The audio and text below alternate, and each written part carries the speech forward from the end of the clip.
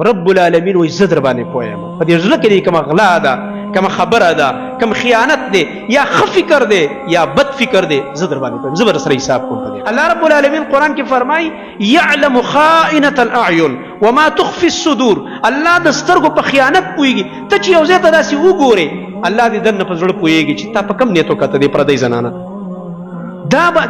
دا خبرې نوټ کېږي په کوم نیت دې وکته.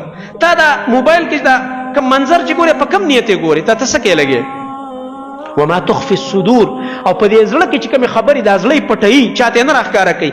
بعضې وخت کې داسې یو خبره سړی مور پلار ته هم نه راښکاره کوي ورور ته هم نه ښکاره کوي شریکوال ته یې نه ښکاره کوي ملګري ته او دغه رنګه خپلې ښځې او بچو ته. رب العالمین وایي زه در باندې پوه یم په دې زړه کې کومه غلا ده کومه خبره ده کوم خیانت دی یا ښه فکر دی یا بد فکر دی زه در باندې پوه یم زه به در سره حساب کوم په دې باندې. سبحان الله داسې ذات دی رب العالمین.